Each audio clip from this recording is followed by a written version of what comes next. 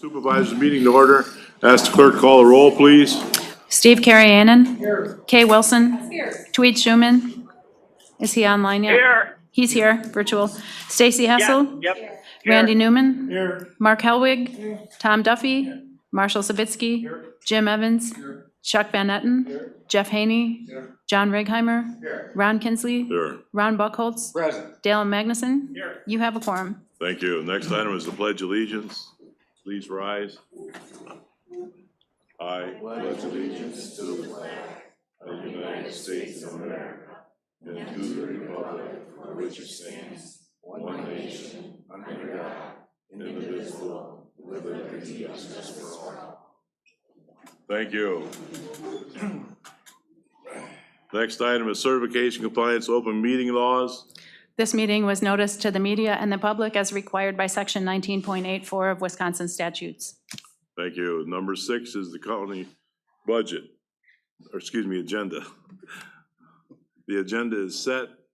Number 7, 2026 budget discussion. Mr. Markren. Thank you, Mr. Chairman. I will not spend quite as much time this month as we went through it pretty thoroughly last week, but this is the budget hearing, so I will give the highlights again. The first page you're going to see there is the actual budget publication itself. The only thing I would point out is at the bottom, it kind of shows the distribution of the levy itself and what the levy rate is for each individual component there. So I'll move on from there. Getting into the actual budget. Again, we looked at this last month. There are no changes. That's the last slide there. There we go. Our net new construction was 1.457. That equates to about $152,000. That's our only real new money for the year. So that wasn't a lot. I've got our salaries increases in there. Health insurance, we budgeted at 5% increase. We did get our renewal and it came in at flat renewal, so 0% increase. That was very good news for us. The next slide shows the levy limit exemptions. There are 6 of them. Sawyer County takes advantage of the 4 that are in yellow there. So we've got bridge and culvert construction and repair, countywide EMS, payments to public libraries, and payments on any general obligation debt. The 2 that we do not use are property and casualty insurance and court-ordered placements. Moving on. This is a breakdown of the general fund by department. The only real change you're going to see here is that very first line that says general. What that is our transfer to other special funds for 2025. That amount was to highway. You're going to see quite a bit of an increase this year, and that amount is going to health and human services. Otherwise, the rest of it is pretty normal increases. In some cases, we even had some decreases this year. So moving on from there, this is the expenditures by breakdown of major groups. You can see the general fund, a lot of that increase is due to that increase in the transfer. And then HHS itself, we're looking at a little bit of a decrease from the budget last year. This budget was had quite the shortfall. A lot of it was with HHS. We worked with HHS and the other departments as well to come up with solutions. We were able to look at ways to generate some additional revenues and also trim some expenses. So that's why that one's down a little bit. And on the very left, you can see what we're looking at for a levy for each of these as well. And then debt service repayment, that's up a little bit from last year. And that is due to both our communication upgrade system that we passed in July, I believe. That repayment starts next year. And then our capital improvement plan is a little higher over the previous year. Capital improvements itself there, that is the remainder of the communication upgrade that we're working on. Some of it's already been done this year. And then other is all of the other funds. They all fall under level 200. They're supporting funds, and the levy attributed to those are for, let's see, the rec officer, conservation, and Nemacolin Transit. The next slide is the county levy itself. And you can see our operating levy with a small increase, and that is really our net new construction there. The debt service does go up because of those two increases I discussed. The special purpose levy, the reason for the increase, there's a little bit attributed to libraries, but the majority of that is due to the ambulance service. From 2023, we had some fund balance that we built up that we spent down for 2025. So the levy that we're back to now is really what it was for 2024. So we'll look at that a little bit later on another slide, but there's a breakdown of the levy. This is the next slide is a levy limit calculation. It's going to be a little bit hard to see. You start with the previous year levy amount, then you back off the 2025 debt service repayment, and then you add in net new construction, add in the 2026 debt service levy to come up with our new levy limit, and that's reflected at the bottom line there. Increase of about $600,000 from the previous year. Next slide, I kind of touched on this, but that 3.2 million, that was what it was going to take to balance the budget as requested. So there are the corrections that I've recommended. We went through these last month. A small correction to Senior Resource Center, and then some revenues that we looked at. I met with department heads. We looked at history versus what they had budgeted, and then increased their budget according to the history. The next slide looks at some other department expenses that we adjusted for, and then also HHS is kind of separate there. One thing right in the middle there, you see the HRA drawback revenue, 50% of 2026 expense. We have an HRA, which basically is a form of self-insurance. We take our health plan, we say the deductible's right here, we make the deductible here for the employee, the county fills that gap. The reason we do that is traditionally about half of that gap gets used, but we save more on the premium with our provider by doing that, so that we have a net gain in that. We were always expensing all of it within the year and building up a fund because that was, employees used to be able to carry the HRA over, so then they could use it in future years. That was done away with, I believe, in '09. We still have staff who are grandfathered in under that plan. So we had to build up a balance to cover that future liability that we have. We have now reached that. So now we can fund this back at 50%, which is what we will use in the year. So that helped us quite a bit there. And then the very bottom one there, I've got an anticipated surplus for 2025 that I'll recommend putting towards HHS into their fund balance to help with next year. So all that said, we got down to a fund balance draw of $383,000 basically, which is less than we've had in past years, but we're much more likely to have to tap into that this year. We've budgeted fund balance draws in the past, have not had to use them because our revenues have exceeded budgeted numbers traditionally. And now that we've increased our budget to a more realistic number, I'm not anticipating as much of a surplus as we've had before. So then moving on to the next slide. This again is a detailed levy limit composition. You can see the general fund has a small increase over last year, and then the far column on the right, you can see the percentage of the total levy attributed to the general fund and so forth. HHS, again, a small increase in their percentage. The next two remain flat. We always keep those flat. Transit has had a little bit of fluctuation. Debt service has gone up as we've added some debt. Highway department had a little bit of an increase. That comes up with our overall operating levy, which has to fit under that levy limit. Then you get down to the special purpose levies, which are outside the levy limit. And again, first there are libraries, and then, and those are handled differently. Anything within the county, we handle separately than anything outside the county. Other counties treat them the same. We have funded our in-county at a higher level than our out-of-county the requirement is 70%, and we exceed that on in-county. And then EMS, as I mentioned, the next line, there's EMS capital. That would be a new ambulance, which we did not do this year, and we are not anticipating purchasing one next year either, so there's no amount there.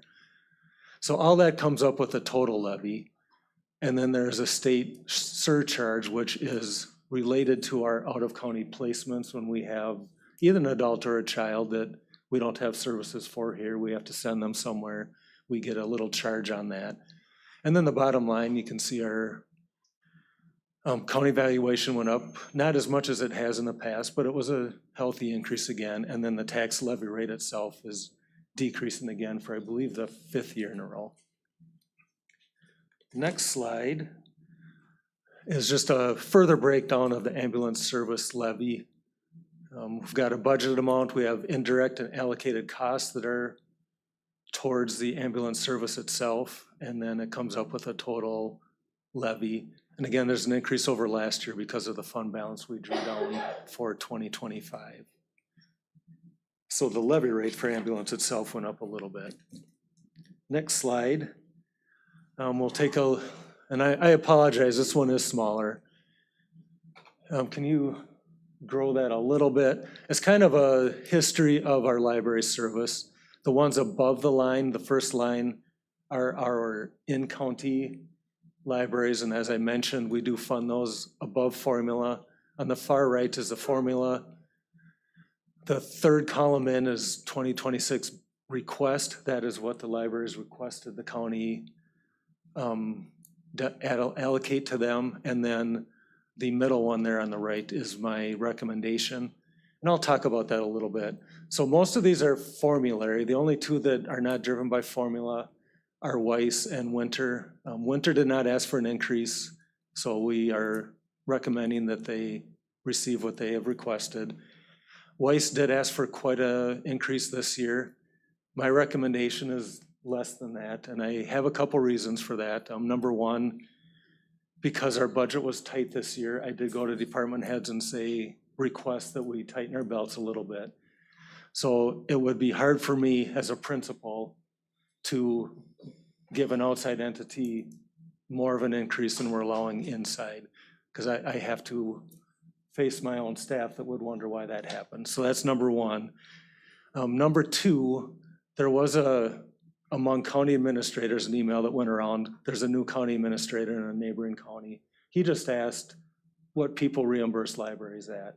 So several people replied to that, and the range was between, for in-county, between 80% and 100% of circulation. Again, the statutory requirement is 70%, so everybody's exceeding that, but the range was between 80 and 100.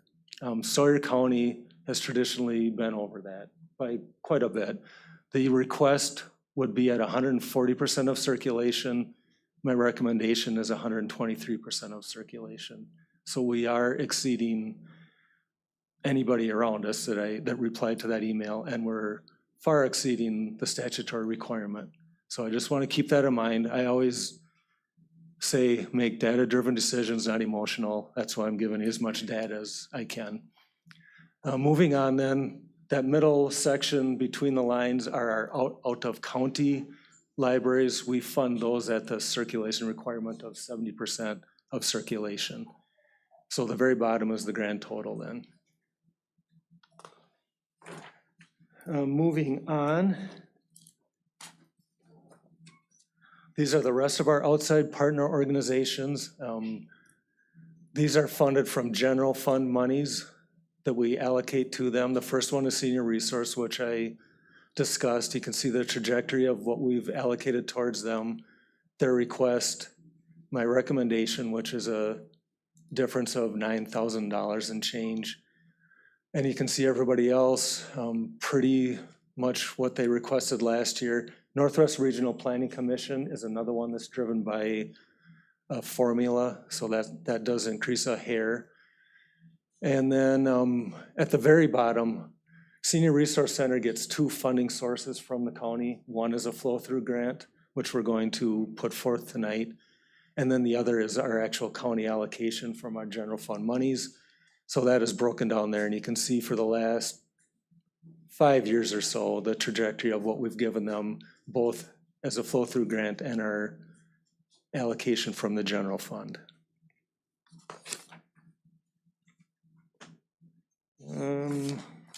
The next slide then shows the statutory authority for those allocations that we do give to our supporting organizations. I always like to put that in there. The next few slides are in regards to our capital improvement plan. So it's a 5-year projection, and it's broken down by department. One thing I want to point out is the first line in 2028, so a couple years down the road, you see an increase there. There is a request to have some sort of storage facility for sheriff vehicles and or highway department. So we haven't gotten to the point of digging into what it would be. I just want to have that on everybody's radar that could be coming down the road. So if you want to just skip through a few slides, we don't need to look at quite all the detail because I've got a summary at the end here, about 4 slides down. So right here is the summary of the requests. Did not make any adjustments to the requests from the departments. You can see the majority of it is taken up by law enforcement squad replacement and highway are kind of the big ones. Another one I'd point out, I guess, that's larger is the zoning ordinance rewrite that has been requested by the zoning department. It's something other neighboring counties have undertaken. I think our ordinance as a whole is fairly old. We've made several changes along the way, but we get some things that don't quite go together or maybe even conflict with each other. So a rewrite is probably in order for us. Next slide then.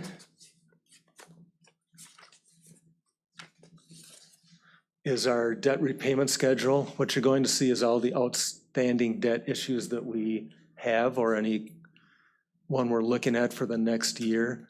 So the first one is the ambulance building that I believe is in Ojibwe, isn't it? Yes. Yes.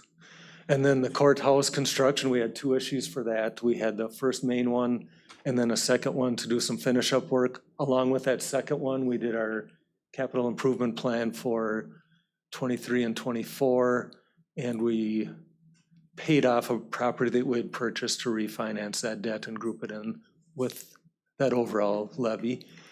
And then our communications project we did this summer, and then the anticipated CIP for 2026. So you're gonna see 5-year repayment schedule, and then the remaining of the schedules are grouped together at the end. The asterisk I always wanna put by this is after 2026, it doesn't include CIPs because we don't know what those are going to be yet. So there will always be something there. So it looks like our payments are going down more than they would be. So I just always wanna mention that. The next slide is our county tax rate levy history for the last several years. And as I mentioned, we've gone down 5 years in a row after one little jump in 2021. It's a strong trajectory. A lot of it's buoyed by just our evaluation going up. A lot of that is due to appreciation of residential. We have had, each year I've been here, we've had a record net new construction. So we do have strong new properties being added to the evaluation too. So it's a little bit of both. And then the last slide related to the budget is, I also did a little survey, dug in and found data on every county that touches Sawyer County, what their levy rate is for the last 7 or 8 years there. And Sawyer County's had the lowest each year in that period, and you can see each county's rate. If you look to the right, it's the average over those periods. If you look to the bottom, it is the average levy of each of the total of all the counties that I have in the survey. Just some useful information. All right. So that is all I have on the budget. Or anybody have any questions before we move on? Mike, on this zoning ordinance rewrite for 100,000. I know we need to rewrite our ordinances, but ain't there another easier, cheaper way to have somebody go through the ordinances that we do have and get any torques or whatever that's not right out of there, to take a look at it that way? I guess it's just a thought. The I know we zoning, need to have it Yep. changed. the zoning director and I have discussed this. There obviously would be a cheaper way if we did it in-house. It would be quite an undertaking. And it's something that having an outside set of eyes look at it, who does this for a living, Living, you know. that would really help it. Because having the same people rewrite it that either wrote it or have made adjustments to it along the way, I don't know that would, not that there's ever a guarantee, but we have a better chance of not having things in contradiction with each other. I was just looking for a way to save maybe the county some money, but No, like I say, understood. I It's a know we hard need pill to get the swallow. zoning straightened out, Yeah. so, thank you. If we get it done right, it should help down the road and hopefully save some attorney's fees with some of the things we've had in zoning too. All right, so then moving on to the county fee schedule. It's a big packet, but not a lot of changes. So Alex, I'll try to name off the page number just within this section so we can get to it quicker. So starting on page 5. So this is from the county clerk. Not looking for a lot. We no longer produce a written or typed out county directory, so we just remove that one altogether. And then we're asking for a 25-cent increase on those election fees you see down below. So that one's pretty simple. The next page is 13.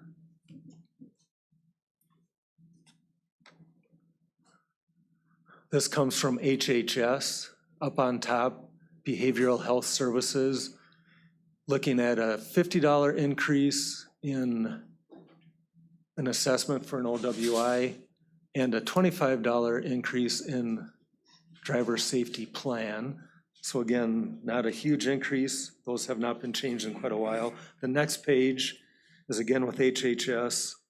The first one is just a cleanup of language. It looks like that title there was actually what happened at a board meeting. The actual title should be adult protection. So there's that change there. And then they would like to add a new category under children and families, home study for adoptions. We've been getting a few more calls for that. And that is quite a lengthy process.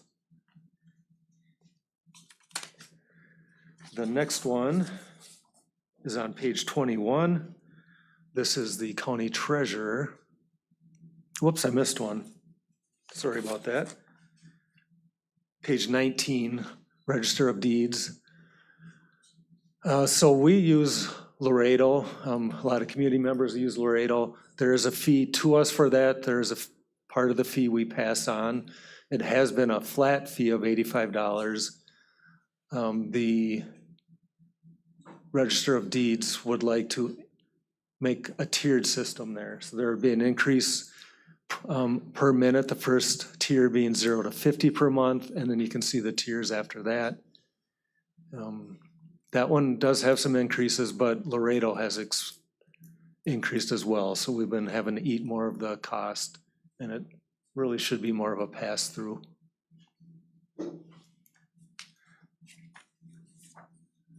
Now the next one is treasurer. And this is another addition. This would be for a notice of commencements, an admin fee for that of $300. If you recall, I believe in April of this year, we did put forth the 2 fees above it for, this is when we get a property back for delinquent property taxes. And the first 2 are working. If we get the property totally back, we charge out those fees and we can recover those when we sell the property. Because as you recall, the law changed where we don't get to keep the proceeds. We return any proceeds above our cost to the property owner, previous property owner. So that's why we set up that fee schedule. What we didn't notice until we got into this is that if we have a notice of commencement, which means we do the publication, have attorney's fees put into publishing that this is a delinquent property, they still have time to come back and pay the first year of delinquent taxes to get it back in good standing. We don't get anything at that point, but we've had a lot of money put into it. So that's what this new fee would be for, to recover our costs there. Any questions on that one? The next page is zoning. There are a couple fee changes and then also some language changes too. That middle one there, that is for telecommunications facilities, co-location, and the addition of tower modifications. We've had more of that as owners of towers are getting requests to put more things on their towers. Sometimes they have to modify it, including beefing up the structure, beefing up the tie down so that it can handle the wind resistance from the additional equipment. So that's why that is on there. Sanitary permits, an increase of $50 there. Another language clarification for transfer fees. This is related to sanitary permits, not just for site change, but plan revisions. We're getting more and more of those too. So that would just cover that so we can charge the fee there. This next one,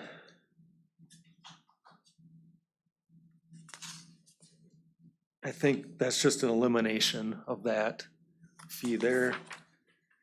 Then down a little bit further, this is not an elimination of the ordinance book. We moved it to a different area, so that we'll see that again later. The next page, this is looking at increasing fees for these structures. The column on the left is by $50.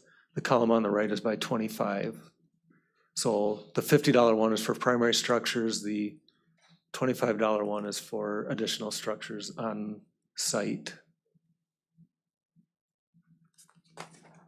And then the last page in zoning. It is eliminating tapes. We haven't had a request to provide a tape in a long, long time. And then this is where you're going to see the zoning ordinance book replaced. And then fax and scan, we just don't see that anymore either. And then the final one,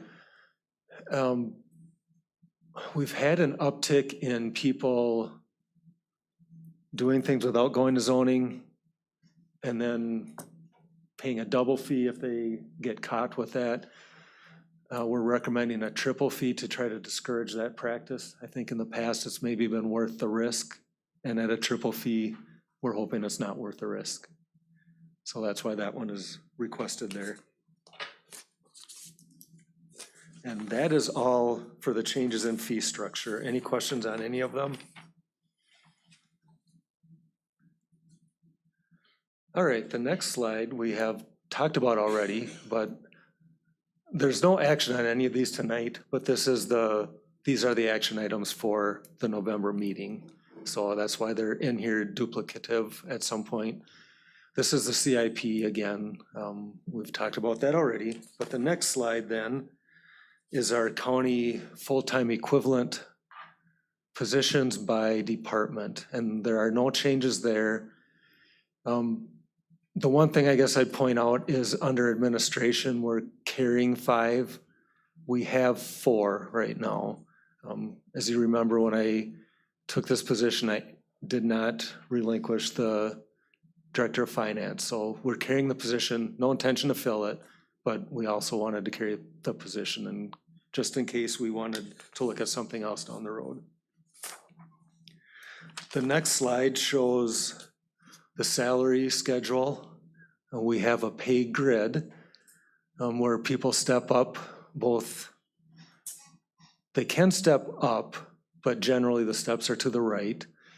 So we've recommended a 2% increase across the board in January and a 1% in July, and then continue with the steps on employees' anniversaries.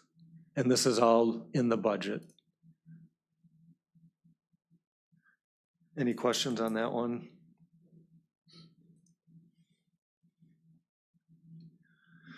The next slide, I'm not going to discuss. That is a very lengthy one, line by line, the budget. So it's there for your information. If you have any questions on any specific line item, feel free to reach out to me. And if there are no further questions, this is the point where I am formally turning this budget over from an admin budget to the board budget. So it is now in your control. The end of my presentation. Thank you. The next item on the agenda is number 8, public hearing for the 2026 budget. At this time, members of the public will be given an opportunity to address the board to provide comments regarding the 2026 budget. Please adhere to the following rules. Comment may be limited to 3 minutes per individual. Comments should be directed to the board as a whole and not individuals. The board cannot respond to your comments. Please state your name, address, and try to stay to the 3 minutes so we can get through everybody. The first person will be Ann Larson, please.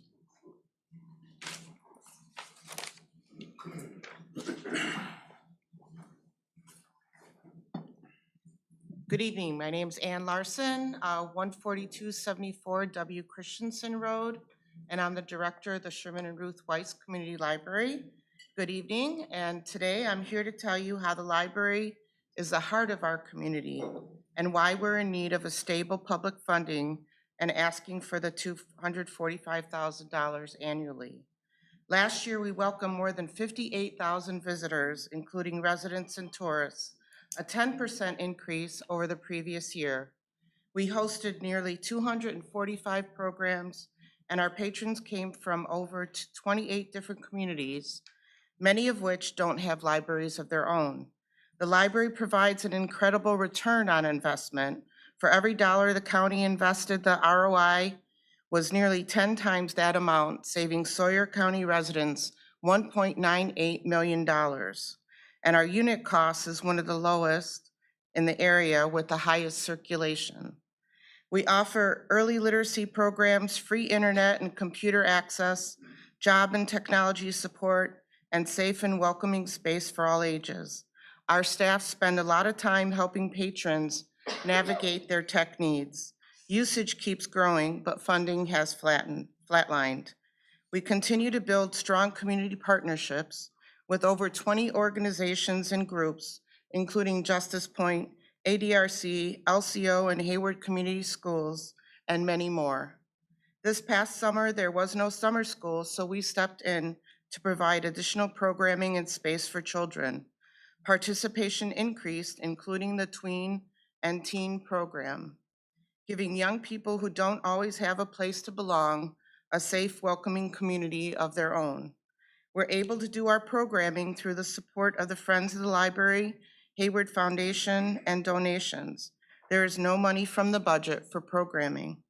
Currently, Sawyer County provides just over half of our operating budget, compared to the 90% level back in '96 when you graciously took over funding from the city of Hayward, making us the only library in Wisconsin without municipal financial support. While the city does provide administrative help, the gap in funding is significant with consequences. In 2022, we had to cut hours that we were open, and we had to cut staff just to stay within budget. Staff salaries lag behind the local market, and in my 17 years here, the staff have not received a cost of living adjustment. We also could not operate without the volunteers who donate more than 700 hours per year. Public donations currently make up about 25% of our budget, but those contributions are unsustainable. Without additional support, we will have to continually withdraw from our capital improvement fund. That would leave us with no cushion for repairs for a 20-year-old building, believe it or not. Currently looking at tens of thousands of dollars for repairs, including plumbing, doors, air conditioning, tile grout, library, trail, bridge, and pier, and evaluation of our sprinkler system and possible replacement also. This increase would cost the taxpayer less than a single paperback book and provide them with all the library's resources for the entire year. Thank you. Thank you. Ms. Donna Nucky?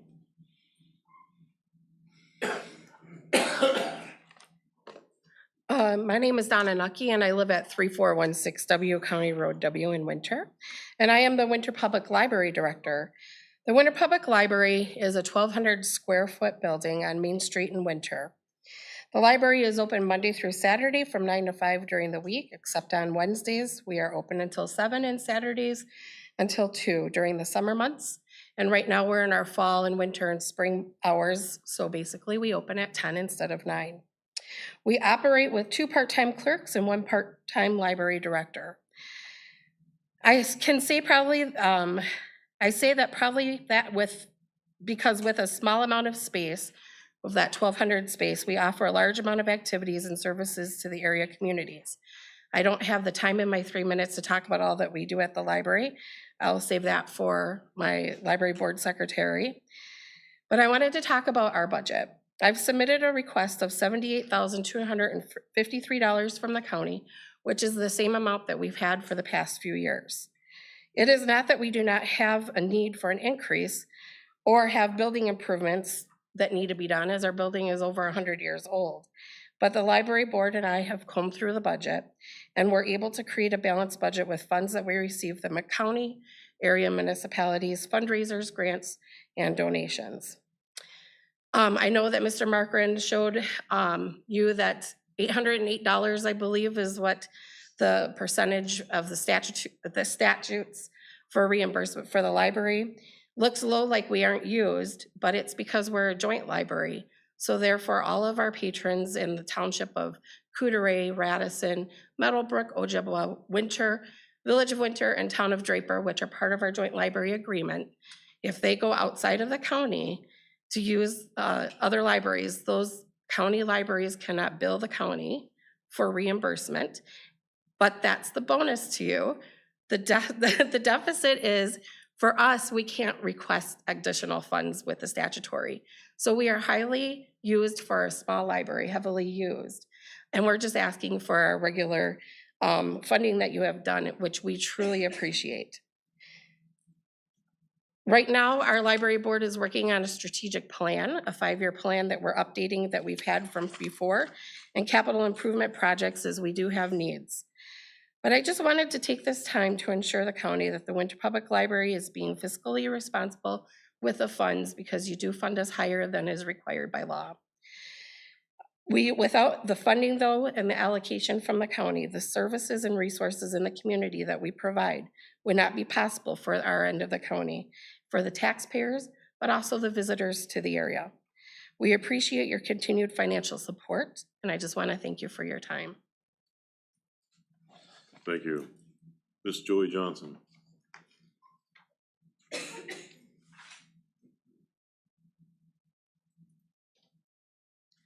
Joey Johnson, Director of the Senior Resource Center, 15110W, Spring Creek Road, Hayward.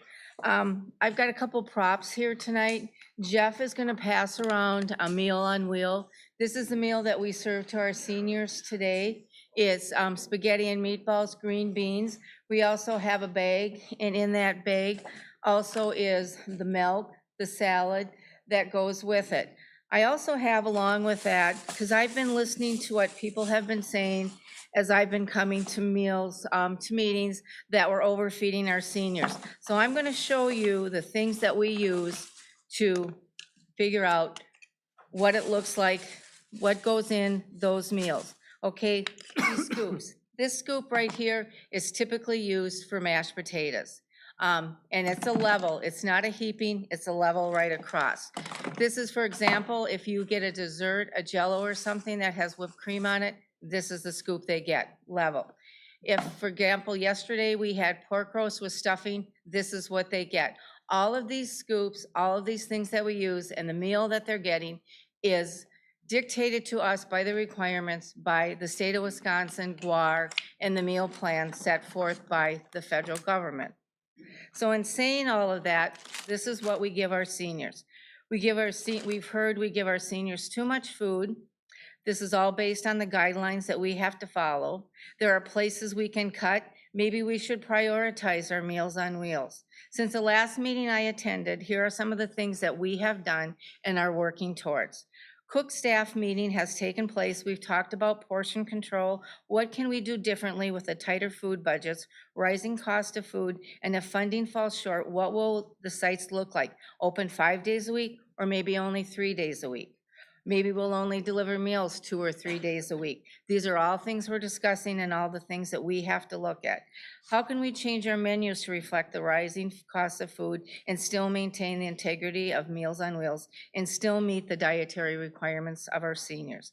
I'll give you an example. I ordered beef last week for beef and cheese sandwiches to go with our pea soup next week. It'll be the last time we have roast beef sandwiches. 1 box just to serve the Hayward site alone for the meals that we have to serve is $100. Last year at that same time, that box of beef was $48.36. Okay. Right now, we have a fundraiser going right now called Treat a Senior to a Meal. Instead of buying Halloween candy, buy a meal for a senior. As of this morning, we have raised $6,500 for that, and we're not to October 31st yet. Stone Lake Lumber at Cranberry Fest last week, or 2 weeks ago, had a booth at the senior center, and they raised $4,896.17 for the Meals on Wheels program. Cranberry Fest Parade, myself and my Healthy Promotions Coordinator, Jody Only, we do that parade, we receive $1,000. We have an annual donations for the Stone Lake Meals on Wheels program from a donor, a yearly donation of $1,115 to go towards Meals on Wheels for Stone Lake. We do Monday night bingo, which averages $400 a night or $1,600 a month. That's before we pay the sales tax and occupancy tax. We don't pay sales tax and occupancy tax on the $400 that we get. We pay that on the $800. So if we receive $1,600, we pay taxes and sales tax and occupancy tax on the full $3,200. Okay. Prioritize meals. We cannot start that until sometime in 2026 and possibly completed in 2027. First, I need to know what my budget is. No contracts from the state as of this time. I received an email just before I came over here from the state saying we have a meeting next week. Many of you may know or not know, the state of Wisconsin cut $21 million from the Meals on Wheels budget for next year. We also have the opportunity to take money from one program to another in the meal program. For 6 months, I get $101,000 to feed people to come in and eat, and I get just over $31,000 for 4 months or 6 months for people on Meals on Wheels. So I don't know, that sounds like we may not get that $40,000 that I want to take from the congregate meals to home delivered. I won't know till next week. So there's a lot of unknowns out there. What is the amount coming from the county? What can we really fundraise in 2026? We set a goal of that we could raise somewhere between $25,000 and $30,000. That $25,000 and $30,000 probably takes approximately 10 to 20 hours a week of staff, volunteer staff time to do those fundraisers. Okay. Only after that can we prioritize Meals on Wheels if necessary. First, there has to be public notification. Meals on Wheels participants need, past and present and future, need to be assessed. What does that come with? Staff time, mileage, bookkeeping, and more. Do we have the staff and time to efficiently do this and provide meals and meet the needs to stay in budget? No, we don't. Because staff time right now, we have a lot of part-time staff, we have a few full-time staff. The only people that are qualified right now and trained to go out and do those assessments are myself and the Healthy Promotions Coordinator. My Healthy Promotions Coordinator, she works approximately 40 to 45 hours a week. I presently work anywhere from 45 to 50 hours a week. And that's still not getting my job done. A lot of that every week, I'm probably putting in anywhere from 5 to 10 hours every week in fundraising. So it's important that we all look at what's out there, and in the year 2020, in the year 2030 and 2035, we are going to have a large population of seniors. What is our infrastructure and how are we going to support them? Thank you. Thank you. Ms. Kathy McCoy.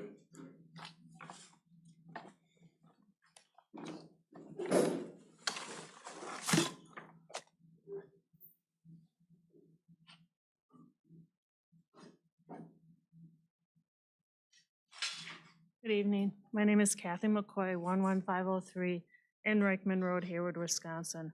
I'm here to first off thank the board for their support for the libraries, in general, all libraries in the area for the last, I don't know, 20 years or whatever, probably more. I also want to talk about the value of spending money upfront versus spending money on the backside. I've had the pleasure of sitting on the Criminal Justice Coordinating Committee for a number of years. In the beginning, it was a rough go. People didn't think that we could reduce our jail population. They didn't think we could get into deflection, deferral programs. But thank you, everybody for the last 10 years has worked very, very hard. And we have spent money up front and we've seen the money saved on the backside. Our jails used to be full and we were sending people out of county and paying for it. Our jail population now is half of what it was. We are helping people with their problems. We are getting them employment. We're getting them to safe places, and we're saving money. We're saving more money probably than we're spending at this point. So I'm looking at the libraries in the same way. They're an upfront expenditure, but what you save on the back end is probably more.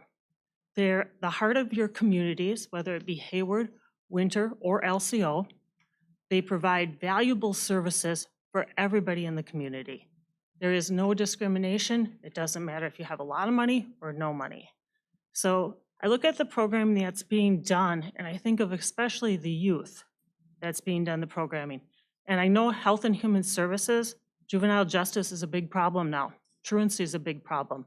We're sending kids away, and we are paying hundreds of thousands of dollars for those placements. If we can provide programming through our libraries, that can save us sending one child not to go to Lincoln Hills or somewhere else. If we spend that extra $30,000 now, what difference can we make on the back end in terms of possibilities of saving money? So, and I'm going to give a nice donation to the Meals on Wheels because I think that's the same thing. Spending the money up front to keep seniors in their homes through a program like Meals on Wheels saves everybody in the community money on the backside by not having them go into nursing homes or facilities sooner. So I thank you for your support, and I would encourage you to allocate the money to the Hayward Weiss Community Library at the amount requested. Thank you. Thank you. Barbara Kelly. Barbara Kelly, 10492N Namakagon Trail, Hayward. Of all the places that my tax money goes toward, the library is one of the things that I value most in this community. And I just am here to support, to express my support for the library. I love my library, and I would hope that you would approve the request by the library director for the budget. Thank you. Thank you. Eileen Timmerman. Eileen Timmerman, 16572W Company Lake Road. I currently am the president of the Library Foundation, which helps to support the library, and I am well aware of the needs of the library. I have lived here for over 53 years, and as many of you, I too witnessed the growth of our beloved community. We all know the importance of honest government, protecting our ecology, our natural resources, and education. I am here to respectfully request an increase in the county budget for the Weiss Library for the upcoming fiscal year. Our library plays a vital role in the educational economics, and cultural well-being of the community, yet we are facing rising demands without the funding necessary to meet them. Our library is the cornerstone of this community, with over 5,000 card holders and nearly 60,000 visits a year. I cannot begin to tell you of all the services it provides. Libraries are not a luxury. They are infrastructure. They are the backbone of a strong, informed, and connected community. I urge the county to continue investing in the essential institution and the people it serves. Thank you for your time, support, and continued partnership. Thank you. Thank you. Tish Keenan?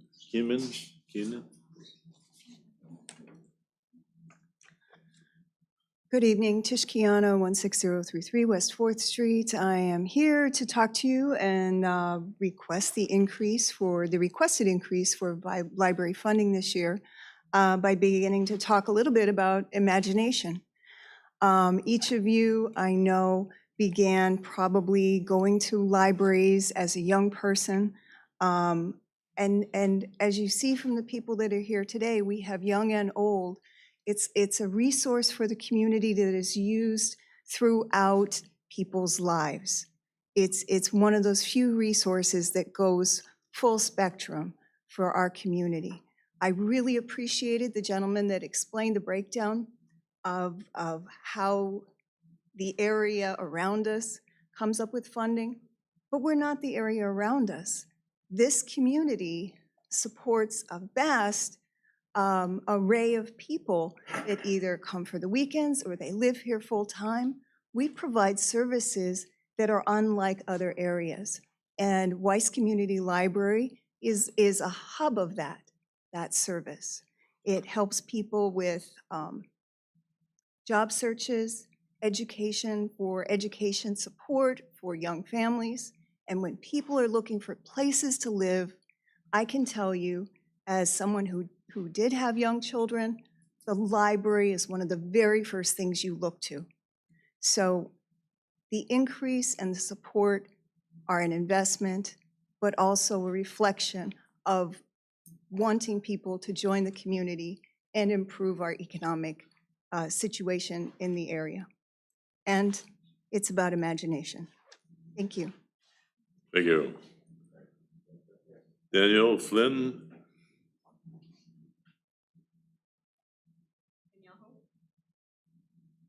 Daniel Flynn Wheeler? Yep. How many names you got on there? Danielle Wheeler, 15820 West Trout Hollows Trail in Hayward. And I am here to support the requested budget increase on behalf of moms and small children in the area. As you saw with me earlier, I had my 7-year-old and 5.5-year-old, and our good friends 5 and 3 were here briefly as well. We moved here 4 years ago, and as soon as I got a piece of mail with my address on it in Hayward, I went right to the library and I got my library card. I use the interlibrary loan system daily, and the funding that comes from being able to get books from all over the Northwest Wisconsin area. I borrow books for myself. I love books. And for my children, we often use the interlibrary loan to request specific books, learning about powwows or natural disasters, other things in the area. We also use the library to borrow STEM resources. We join their Lego club. We drop in and we work on the puzzle that's there for everybody to work on together. My kids love to be able to put a couple of pieces in or borrow puzzles to bring home for us to do together as a family or for me to do with friends. We first started coming here, we joined Storytime, and we found a lot of our community just by showing up at the library, because there's not a whole lot of places in Hayward where young families with kids can just show up and find community. We did the story walk almost daily, although I would call it the story run, because I had 2 boys and we would run to each sign and read it as fast as we could and run to the next and run to the next, because they are going to be runners. You can look for them in a few years at the high school. We enjoy the I Spy, the Find Its that are around the library.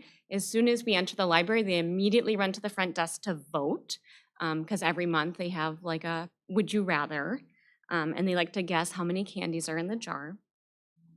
We participated in all of the summer programming that we could, including Little Naturalist that was funded last year and this year to be at the library. So I'm just here to say that the library gets a lot of use. I would love to see it open even earlier than 10 o'clock as a mom with kids who wake up at 6 a.m., funding more hours to just get out of the house and bring my boys to a safe place where they can play with friends and read books.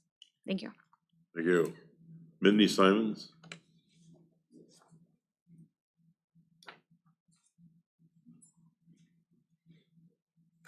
Hello, everyone. I am Mindy Simons, 6720 Florida Lane, Stone Lake, Wisconsin. I am the director of the Hayward Lakes Visitor and Convention Bureau.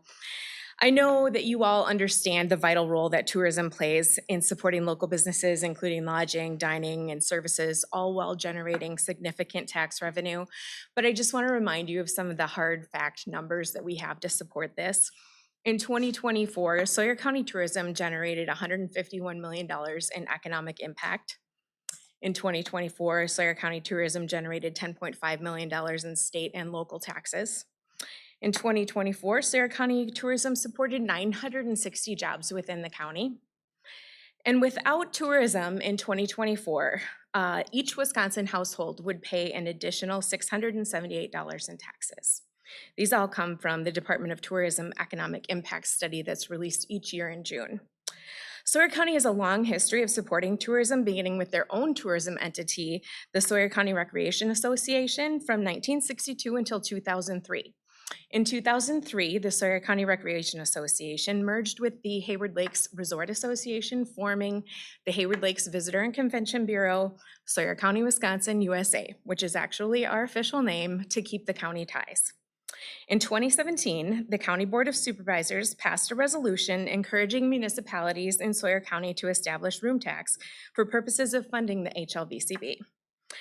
Since then, only 3 municipalities have been added to the 4 that have already, let me explain this. So there's 6 municipalities within Sawyer County that have a room tax ordinance. 2 of them do not contribute to the HLVCB.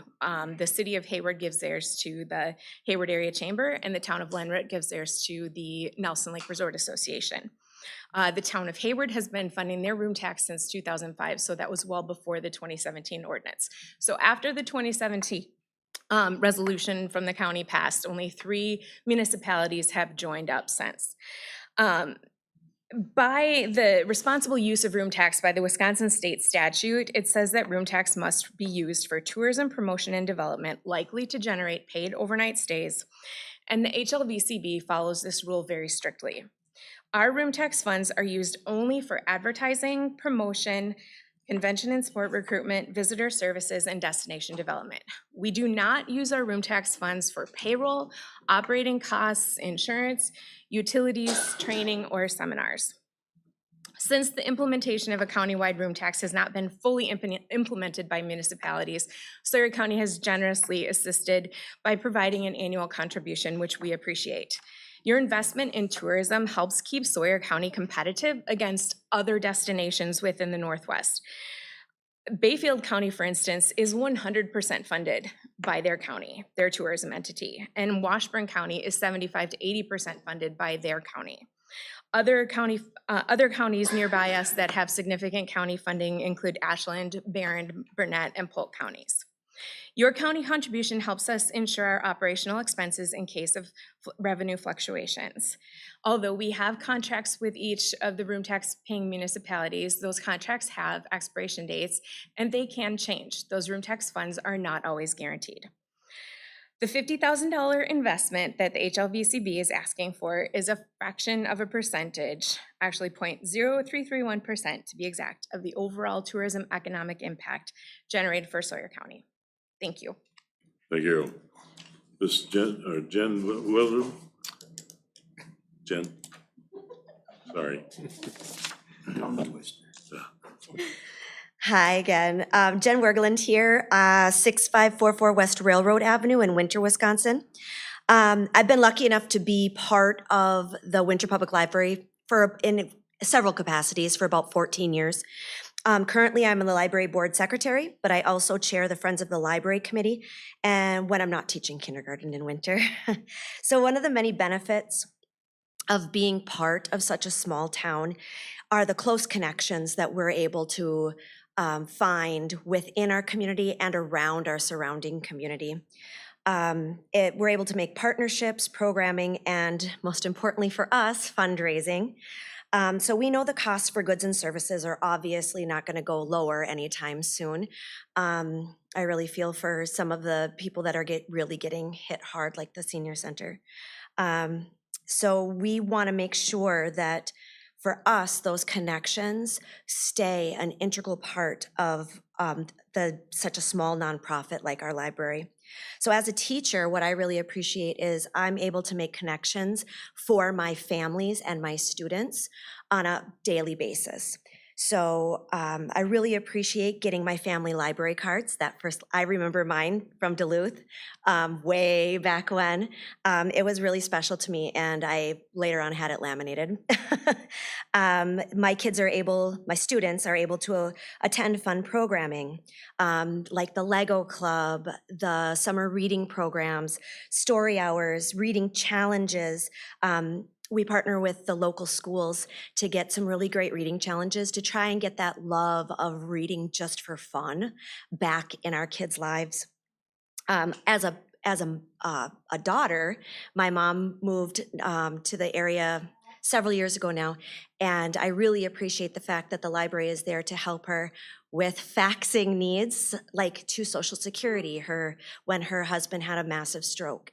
It's there to answer questions. It's there to help her have an area to socialize with people her own age, people she might not know. My mom's kind of a hermit. She's totally not like me.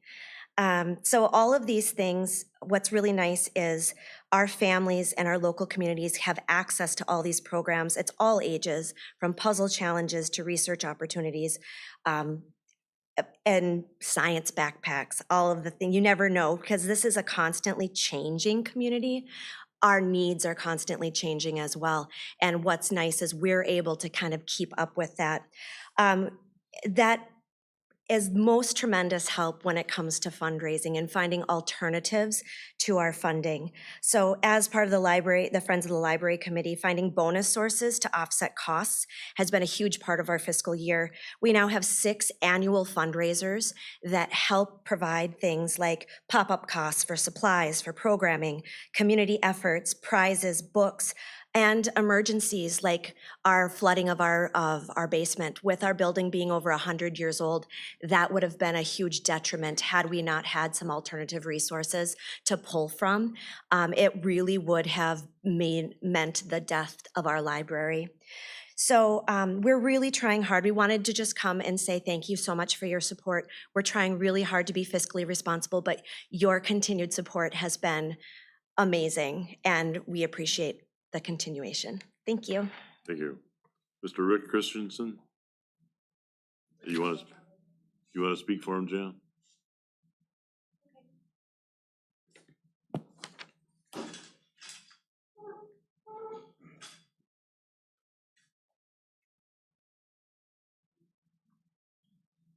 So Jan Snyder, 15863 Edward Street, Hayward, Wisconsin.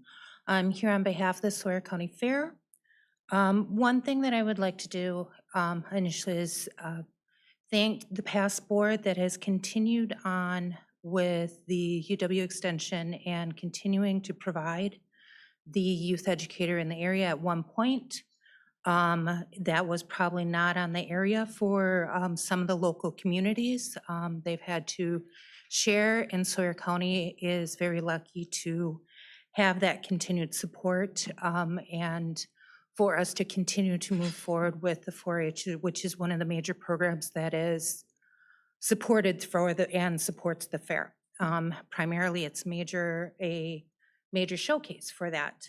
The continued support that we have for the fair from the county allows us to provide a great family fun community opportunity for the community to get together. We have over 7,000 members of the community that come and join us during the fair.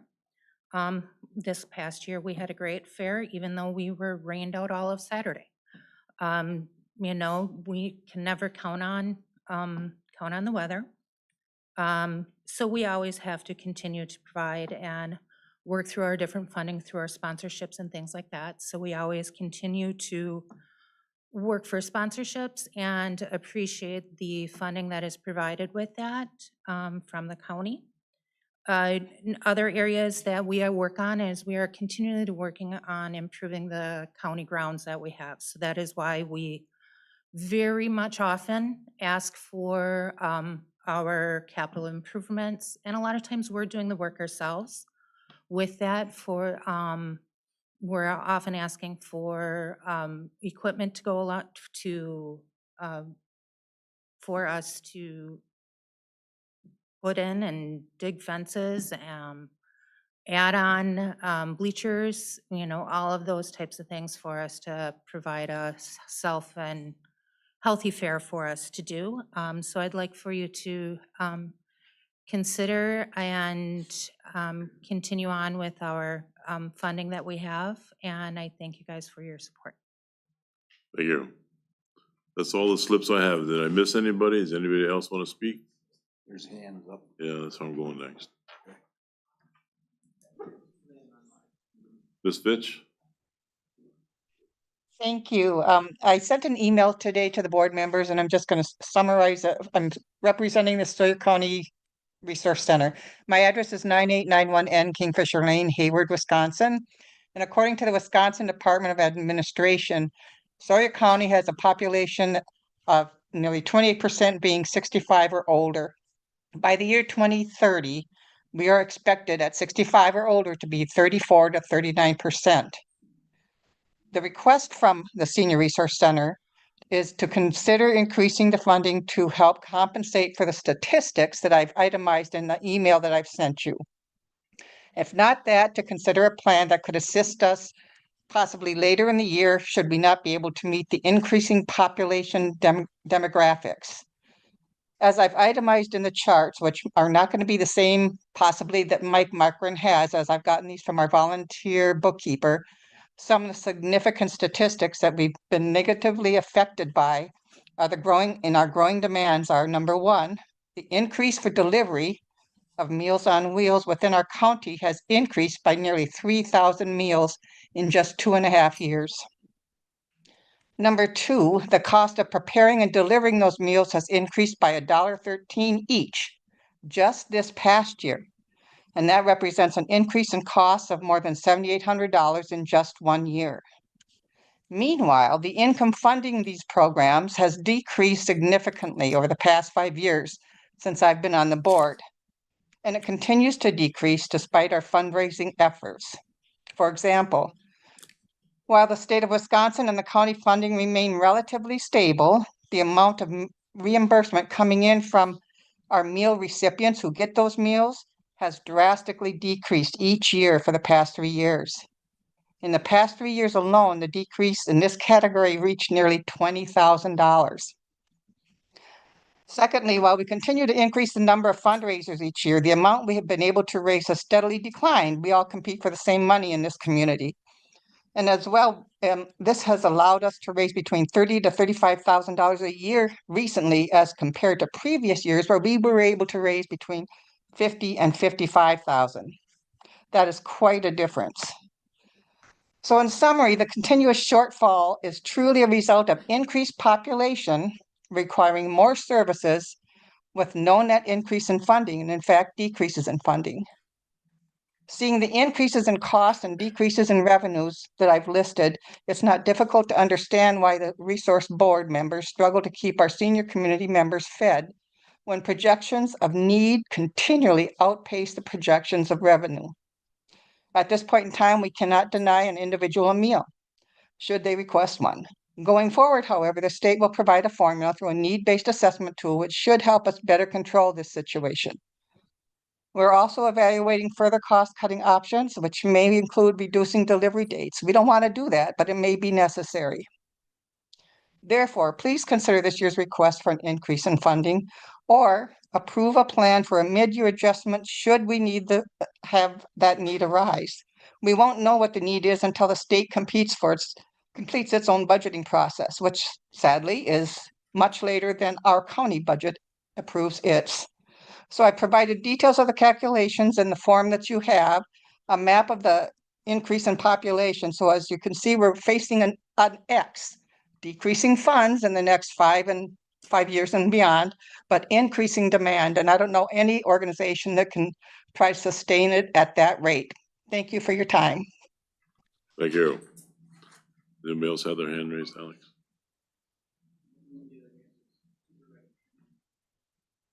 Mr. Schuman.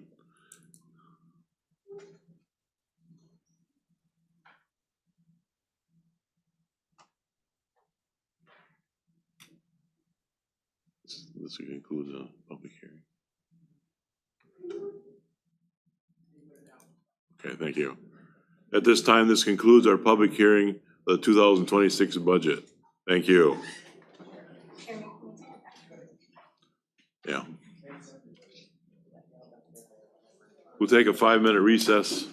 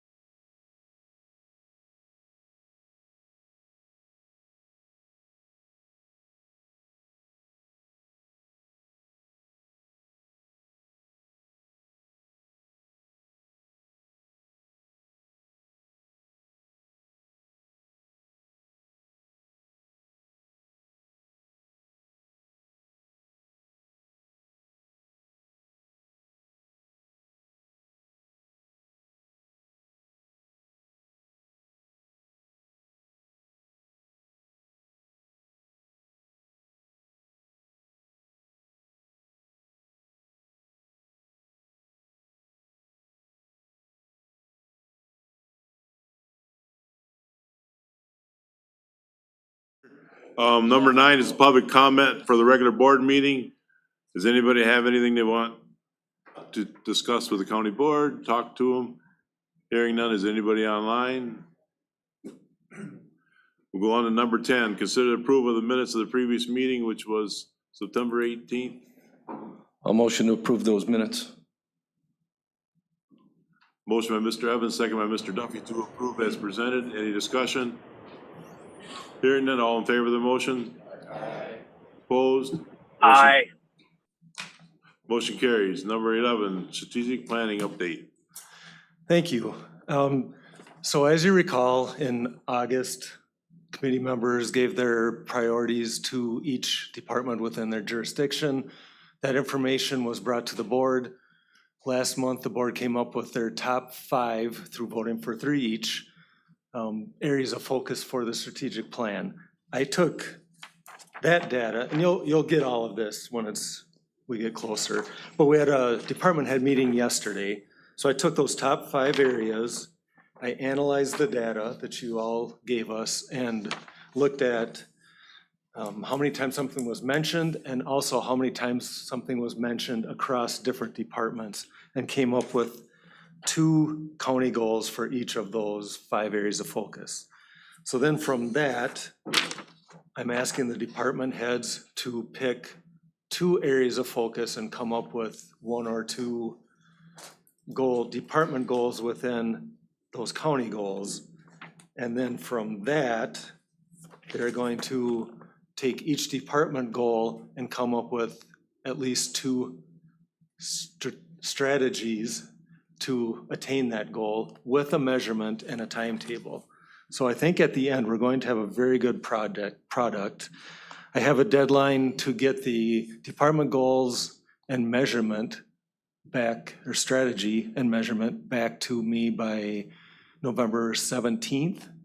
And then I'm hoping to compile all of that and bring it to the board in December, or if not, January, with mostly a finished project for your review.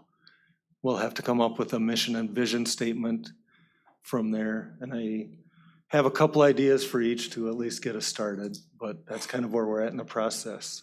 Any questions on any of that?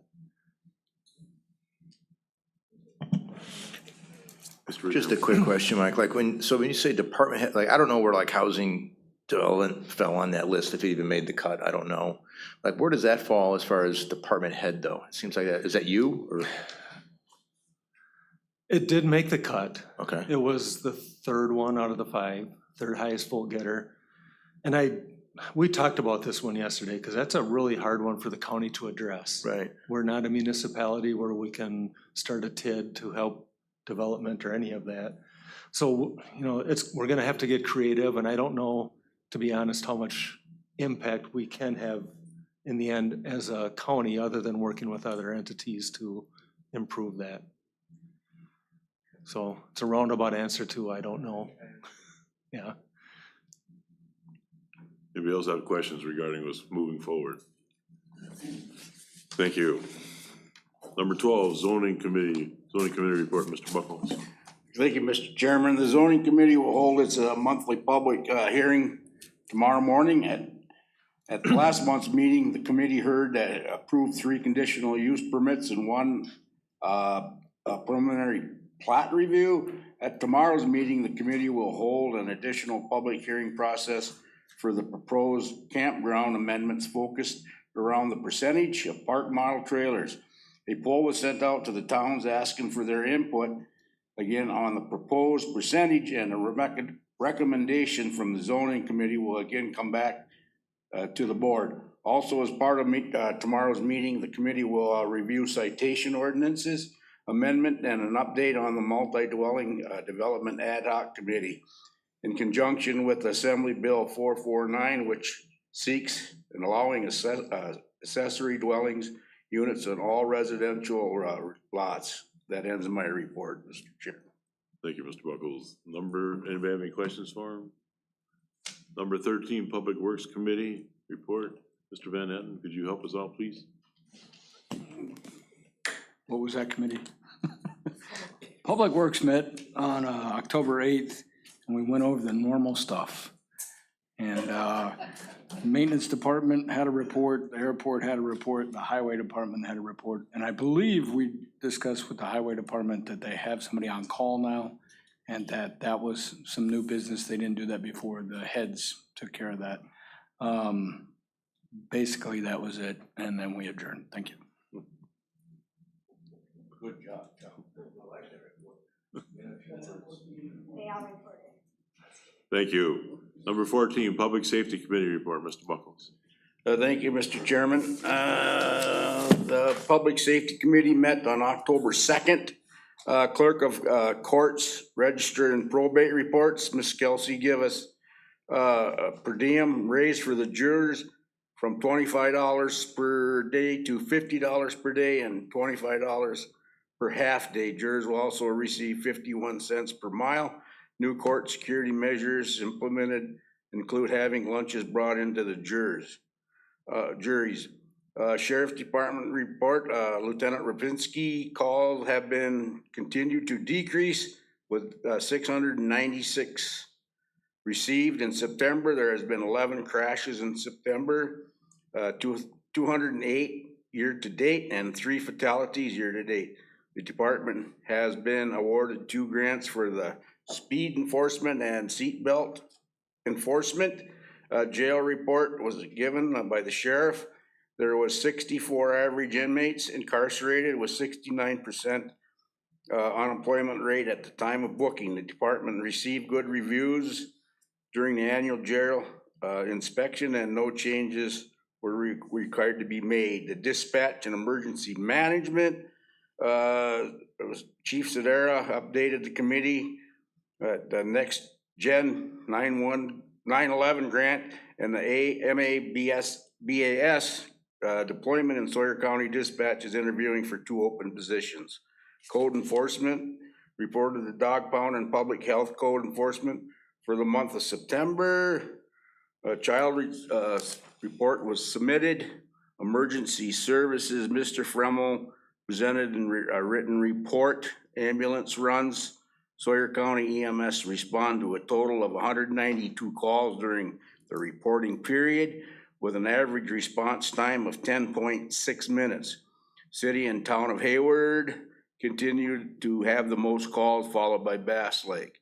Mr. Fremmel is finalizing the contract with Glidden for coverage in the Clam Lake area, and the department continues to support the Hayward winter football and will be teaching an EMR class in Hayward and possible winter in the coming school year.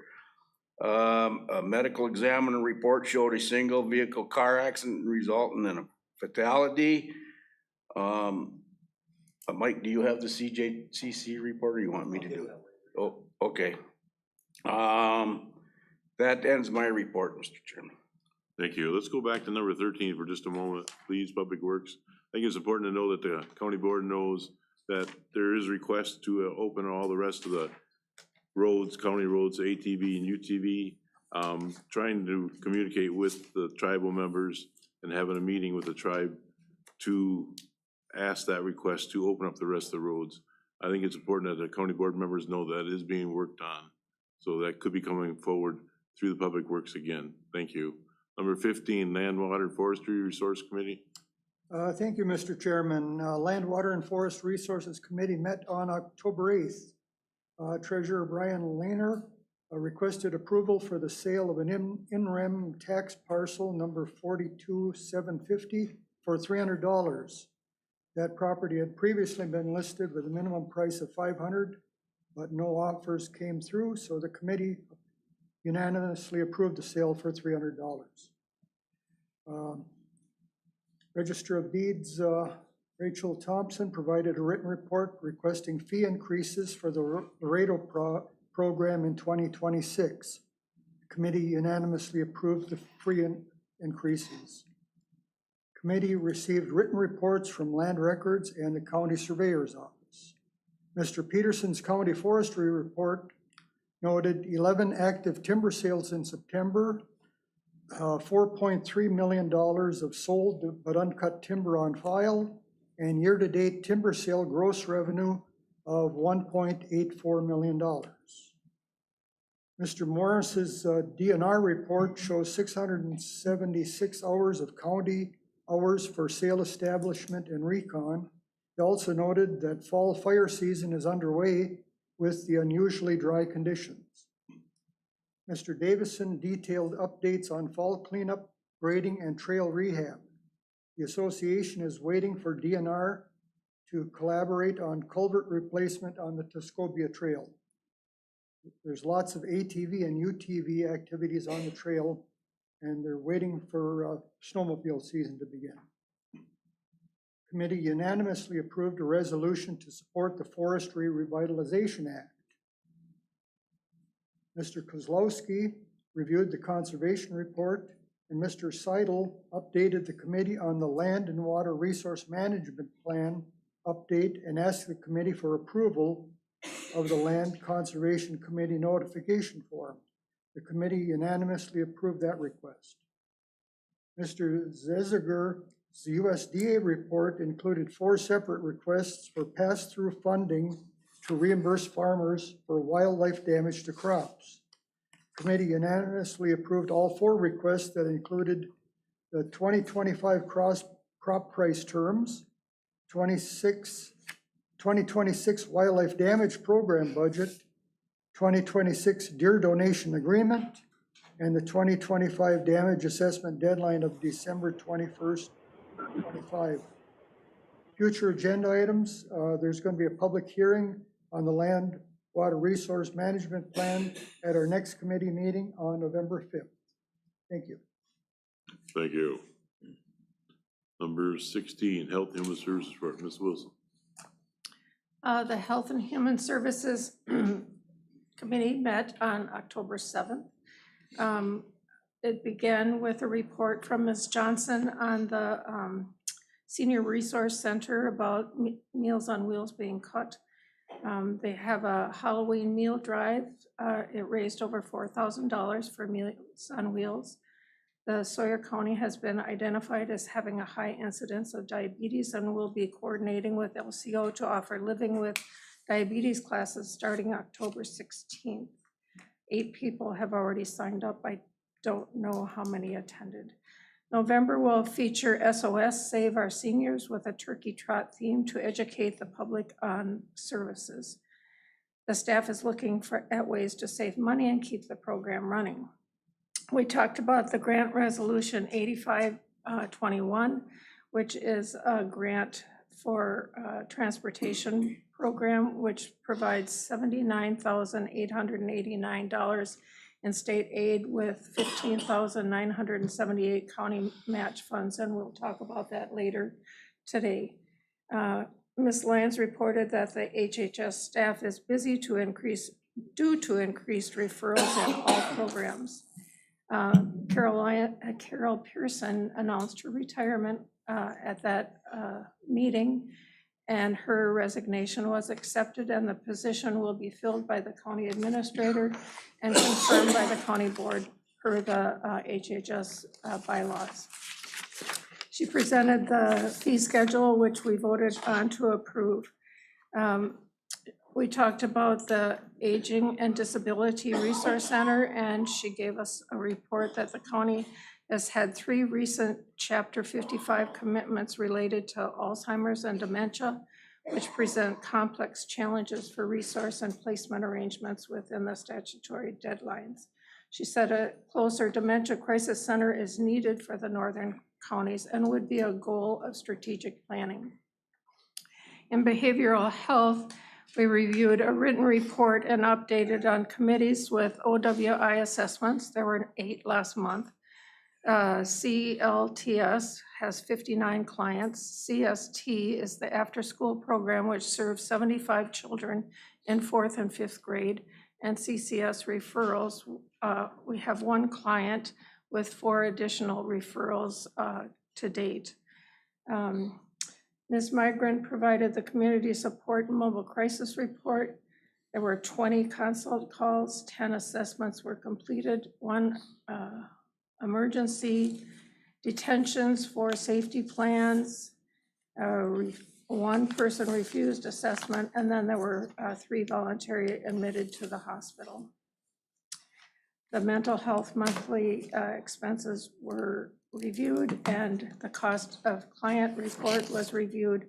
Out-of-county placements continue to be an expense concern for the county, as we've indicated many, many times, and the projected expense for 4 clients is $813,000 and 676.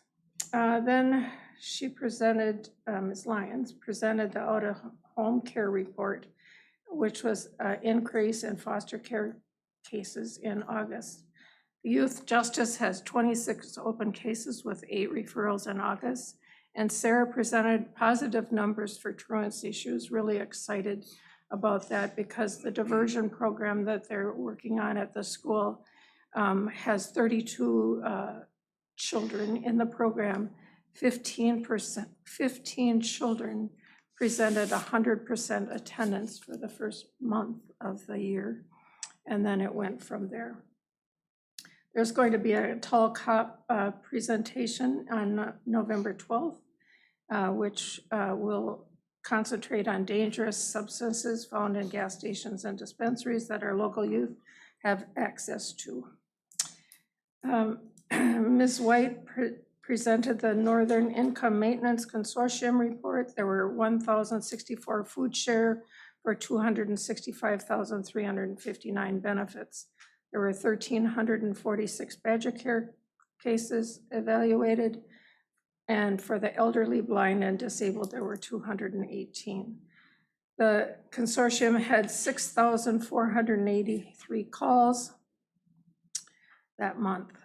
Ms. McCallum provided a written report that stated the Clean Sweep had a large number of electronics.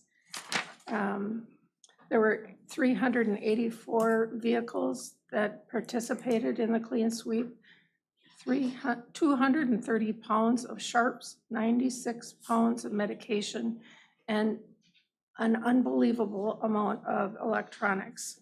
Was a walk for tomorrow that was held on mental health and suicide awareness.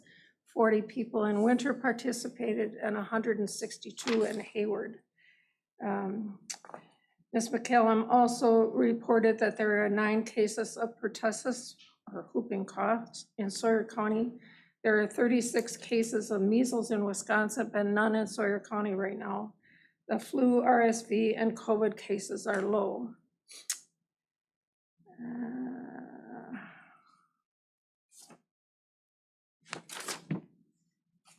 Hey, that's it. Thank you. Just one thing I'd like to add is the electronics clean sweep will be again coming in the spring. They'll let us know what it is. It was very well received, so keep that in mind for people who want to get rid of TVs and stuff. That's the place to do it. Thank you. Letter B, 2026, 85.21 grant resolution. All right, thank you. This is the grant that I discussed earlier for Senior Resource Center, the 2 forms of support they get from us. This is the pass-through grant that I mentioned. So this would be a resolution in support of applying for that DOT grant.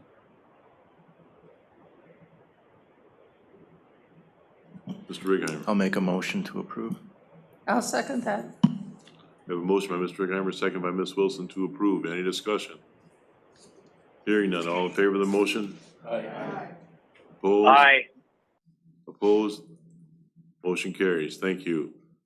Finance report, Mr. Righeimer. Thank you, Mr. Chairman. We met on October 9th, started with the treasurer's report. Mr. Lehner provided a written report on county land sales. He also notified us that he'll be attending the WCTA Fall Conference, which is October 21st through the 24th in River Falls. For the Finance Department report, Mr. Markham was downstate on county business, so Ms. Heen reviewed sales tax revenues for July, budget performance reports for August 25, and July CIP purchases. For department financial updates, on the ambulance budget reports, Ms. Heen reviewed December 24 financials and September 25 revenues and expenses for the ambulance. For 2025, year-to-date revenues are at 86% of budget, expenses are at 84%. For the highway budget reports, Ms. Heen reviewed the 24 financials and August 25 revenues and expenses for highway. 2025 year-to-date revenues are at 60% of budget and expenses are at 66%. For the investment review and update, August investment report was provided. Interest rates are still holding above 4%.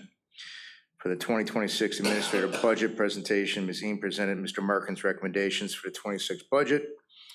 The proposed 2026 Sawyer County fee schedule was reviewed, and the proposed 2026 capital purchases were reviewed.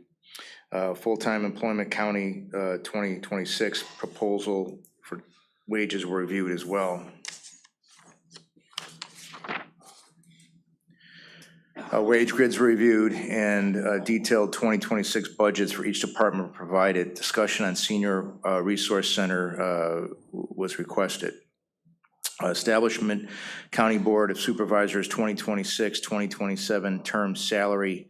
The motion was to keep the 26-27 County Board of Supervisors salary per diem at its current rate for recommendation to the county board. And that ends my finance report. Thank you. Letter B, establish County Board of Supervisors 26-27 salary terms per diem. Yes. I make a motion to keep the County Board Supervisors 26-27 term salary as is. Second. We have a motion by Ms. Hessel, second by Mr. Evans to remain the per diem as is. Any discussion? Hearing none, all in favor of the motion? Aye. Aye. Opposed? Motion carries. Thank you. Number 18, Economic Development, UW Extension Committee report. Mr. Ringheimer. Thank you. We met on October 6th, started talking with the library budget updates. Winter Library, Ms. Nucky updated the committee on upcoming future plans with the strategic plan being finalized at the next meeting. She reported on the garden harvest and budget and stated the library is not asking for additional funding in 26. For the Weiss Library, Ms. Larson presented Weiss Library documents to the committee. She stated there has been a 10% increase in visitors, and the library is asking for additional funding for the 26 operations. I inquired at that time about possible funding help from the local municipalities, and Ms. Larson explained to do that there would need to be joint agreements in place. For the Hayward Lakes Visitors and Bureau Convention report, Ms. Simons reported on the tourism and room tax revenues which townships contribute and how the funds are distributed. She explained that room tax revenues are used strictly for advertising and marketing and requested $50,000 for the budget. Northwest Regional Planning Commission report, Mr. Johnson presented documents to the committee regarding the comprehensive economic development strategy. He spoke regarding the community development block grant ending in April 26 and provided details regarding the new Northwest Regional Housing Program. The hazardous waste collection has been completed. He spoke regarding the upcoming forestry resolution and stated the NWRPC will be creating a resolution to support that act. The Sawyer County LCO Economic Development Corporation report, Mr. Lamaro reported the Thrive grant has been accepted and they are now working on submitting the business plan. There is now a Thrive 2 grant available. October 8th, 25, there was a fraud prevention workshop from 11 a.m. to 12 p.m. on how to handle fraud in the workplace. He stated that the Forestry Revitalization Act would be an amazing opportunity for our area. On the resolution to support the Forestry Revitalization Act, we approved that motion unanimously. On trail reports, there was no motorized reports. Mr. Duffy reported on non-motorized trails, and Telemark Trail Run was a couple weeks ago, was in work is being done, and also work is being done to the Berkey Trail, and the 500-seat expansion is underway at Lumberjack Bowl. And that completes my report. Thank you. Letter B, Resolution 2025 Support Forestry Revitalization Act. Discussion and possible action. All right, this is the resolution that's gone through 2 committees, and I've had the opportunity to speak on its behalf twice in Madison now. It would just be huge for the area. As you know, logging has been a 100-year industry here in northern Wisconsin, Sawyer County. It's fallen on hard times as paper mills closed. We haven't been hit quite as hard here as some other areas, but it has had an effect, and this would really help restore it to what it was. Beyond that, it would just be a huge economic boost for this area. It's a $1.6 or $7 billion investment right here in Hayward. And what they're requiring of, or requesting of the state is a $210 million investment. $150 million of it is a bond issue that would be repaid through the forestry account itself from incremental earnings. So it's forestry supporting forestry. It does not cost any other department anything at the state level. The second investment is a $60 million WEDC investment, which is economic development. And that is a 5-year tax credit. So there's no money sent out from the state to the investors for this, but it would be tax credits as they make money. If they don't make money, there's no tax credit. But the other point is there's nothing to tax right now. If they make money, there's new tax revenue to the state, and it expires in 5 years. For us locally, what it means is that traditionally we've been dependent on two things, timber and tourism. Timber has slid a little bit. We're heavy on tourism. It was mentioned there's 960 jobs in the hospitality industry in Sawyer County. The average income for those jobs is $37,000, and they do not have benefits most of the time. So it's not a living wage, adds to the affordable housing crisis. This would bring in 150 jobs to the plant, which again is located in Hayward. Those would be very well-paying jobs. People that would be able to buy some of the higher-end homes that are for sale, also afford enough where it would entice builders to build homes for them, which boosts another economy. You've got construction, you've got electricians, you've got plumbers, HVAC, everything, all in those areas. So it's a boost there. Beyond the 150, it brings in 200 supporting jobs in the logging industry and the trucking industry and everything related to that. So it just would be a huge boost to our area. To all of northern Wisconsin, it would be a boost. So they're projecting $100 billion a year boost to our economy in northern Wisconsin primarily. There's never, to my knowledge, not been this kind of investment in northern Wisconsin from the state. So this would support that and go to the legislature in support of that if passed. Mr. Evans. Mr. Markram, I heard early on that they were going to also do housing for their employees in town somewhere. Is that still there on the I have table? not heard that. It might have been a rumor, but I thought I heard that. Yeah. To accommodate their, the new employees that might be coming from elsewhere. All right, Mr. Chairman, I make a motion to approve Resolution 2025 to support the Forest Revitalization Act. I'll second. Motion by Mr. Buckles, second by Mr. Steve Carrion to approve. Any discussion? Just a quick question. Where does this sit, like at the state level? Like what's the timeline on that as far as when they would approve or not approve? Well, when I spoke in favor of it last Thursday, we were under the understanding that that was going to be a joint Senate and Assembly presentation. When we got down there, we found out it was to the Senate only. So now they're trying to get a meeting with the Assembly, could be a couple weeks. From there, those are committees, it would have to go to the full Senate, full Assembly, and then to the governor's desk. So there's no timetable set. There's hope by the end of the year. Okay, any other discussion? Hearing none, all in favor of the motion? Aye. Opposed? Motion carries, thank you. Number 19, County Administrator Report, Administration Committee Report. The Administrative Committee met and Ms. Klein reported about new voting machines coming forward to the towns. The value of $9,000, that could be delivered for $400. A few things to be taken care of. The Veterans Service Office reported Mr. Elliott. He gives a nice report. He does a lot of hard work down there. Mr. Colson reports from the IT department. Him and Alex do a nice job. Human Resource report, Ms. Rose Lilyroot gave us a report. We get a county administrator report. And we have a Veterans Tribute update. We are moving forward with the phase 2, which is soil bores at the site. That concludes my report. Next item is the county administrator's report. Well, we've touched on a lot of what I've got in my report already. I mentioned the department head meeting we had yesterday, which was mostly focused on the strategic plan. I did give an update on both the 25 and 26 budget. And that was basically all we hit on.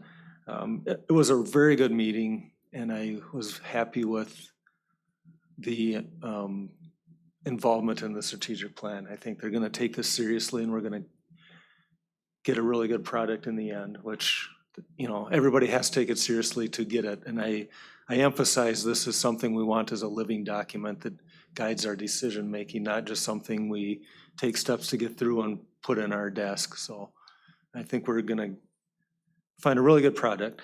Economic development, I've talked about this. Mr. Carrion as well spoke the first time down in Madison and gave a very good presentation there. Had Economic Development Corporation Appreciation Mixer a couple weeks ago. Adam gave some really good updates there. Bill Johnson gave an update on the Forestry Revitalization Act at that time as well.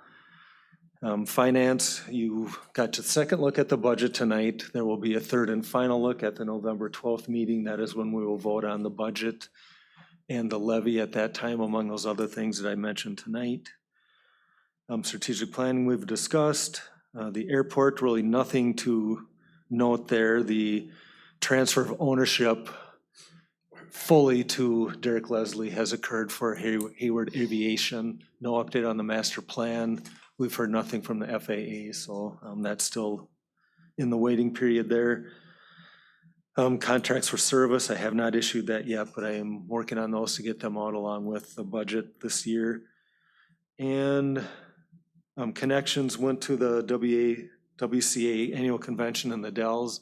I did have to miss Monday morning to go to Madison. One thing I will note, I did meet and have a nice conversation with Senator Mary Felskowski, who is a co-author of this Forestry Revitalization Act. And then she also spoke at the conference in one of the breakout sessions I went to. And it was kind of addressing issues with northern Wisconsin, and it was more problems than solutions, I guess I would say. So it was kind of a negative tone. But at the end, she did mention that the announcement for this act, and there was a lot of applause and clapping and cheering for that. There's a lot of northern counties in attendance, so there's a lot of momentum to get this passed so that we can get this investment up here for all the counties. And then lastly, the safety network improvements we're working on.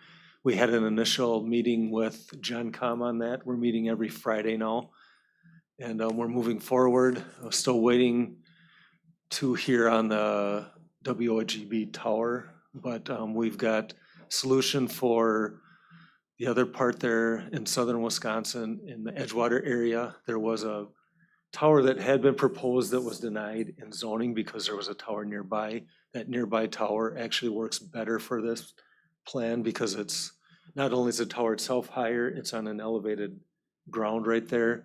It will allow us to get redundancy in the main part of Sawyer County because the towers will be able to reach each other going two different directions. So that will help. If one goes down, we can use the reverse to get it to work. And it potentially will cost more on the monthly lease, but it will give us a better product in the end and more reliable. That's all I've got. Any questions? Moving on to CJCC. We met on October 8th. Some things to note. The jail population is up a little bit from a year ago. We're at 65 for September. And the average unemployment rate at the time of booking was 69%. That's not I don't think it's the best we've had this year, but it's down from a lot of the months. We're working on an MOU with LCO for the medical assisted therapy program that would allow tribal members to give shots out there to some of the people that need them. Justice Point, they just submitted the deflection grant and the TAD grant a week ago. Those are very large funding sources for our criminal justice program. Youth Justice gave a report as well. Some of that was mentioned already. I'd just like to point out that there are 15 kids in the program who have attended 100% of school this year. So that's remarkable in that program. That's a big win for us there. And as was mentioned, Tall Cop is going to be here on November 12th to give a presentation and also have a discussion too. Also at the meeting, the 2026 opioid budget was presented, which is a $100,000 investment in our local youth and adults for that. That's all I've got for that one. Okay. Next is board appointment committee updates. Anybody that's been to the other meetings that wants to share with the county board? I passed out the SEP board report, covers activities and programs, staffing and office updates for September and October. So read at your leisure. And as far as Indian Head Community Action Agency, we'll continue to work on our community needs assessment and kind of dovetail that with the budget here in the next month or so. Thank you. Mr. Buckles. Thank you, Mr. Chairman. I got a quick update here from Transit. Ridership for September was up 4,833 rides, which is up 113 rides from 2024.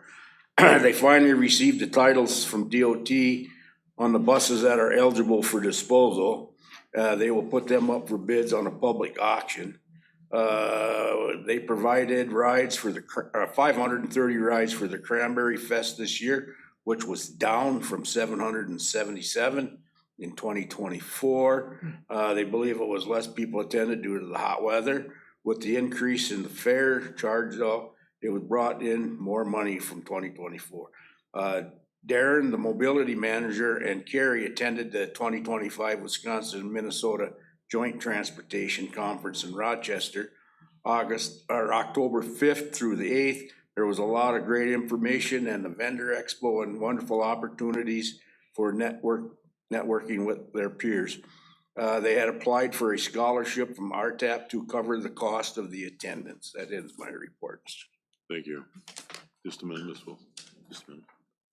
This morning I was at a meeting in Superior for the Northwest Regional Planning about the block grant program. They run the block grant program for Sawyer County. They have $2 million. They're asking for a third $1 million. And I guess understanding that we were informed that that is because the government shut down, that is also trying to be cut. Whether it be cut or not, I don't know. But the block grant program is very important to our community, I think, because we have such low income that'll really hurt. That's what I learned at that program. Ms. Wilson. I'd like to report from the library as I'm the Sawyer County representative to that board. I just wanted you all to know that the funding for the library depends on Sawyer County, the Friends who pay for summer programming, the foundation which helps with the operating expenses, and donations. We do not get any money from the municipality like so many other libraries do. So it comes down to donations. In 2020, we had $59,000 in donations. It went up to 68 in 21. It went down to 44 in 22. It went up to 73 in 23. Then in 24, there was 32,000. And this year to date, there's $22,000 in donation. So we're really in the hole on donations. So it looks like we're going to have to pull $57,000 from our capital funds to pay for operating costs for 2025. And that is the reason why we are requesting a full $245,000. Thank you. Anybody else? Yesterday, we met for the Senior Resource Center, and we're still down a handful of board members. We took 3 resignations in the past couple months. You heard people talk earlier today about funding being cut, which goes directly from the Meals on Wheels program. So ensuring that our seniors get fed, it's kind of important we find that funding, and that was a huge topic of last night's discussion. Amongst those board members who left, there were 3 real go-getters too. So last year we raised all that money to put a roof on that Senior Resource Center. Well, we lost those people and they moved out of town or out of the city. Actually, one of them left the state, so a lot of that burden is gonna fall on those who are currently there now, so just trying to find ways to find money for that program. Thank you. Ms. Hessel. Marsh, can I ask you a question? Since you're the liaison for the senior center, has there ever been any talk about the county taking it back over? As a group, as a board over there, no, we haven't talked about that yet. Okay, but you are a nonprofit, right? It's a nonprofit. Nonprofit. Okay, thank you. Anybody else have anything? 21 correspondence, reports, conferences, future agenda items. The budget will be on the agenda next month. You want to explain a little bit about if we're going to change the budget at all, how that's got to take place? I will do a brief presentation again, and then it'll be open up to the board, as we've done in past years, to recommend changes or recommend accepting the budget as proposed, and then seconds and discussion approval after that. So you understand how it's going to work at the next meeting when we approve the budget. If someone has something that they really want to push through, please take some time to call Mr. Markren and communicate with him so that he can have things prepared if that was to happen. Okay? Anybody else have anything? Hearing none, thank you for your valuable time. Meeting adjourned. Have a nice Halloween coming forward. November 12th, Remember the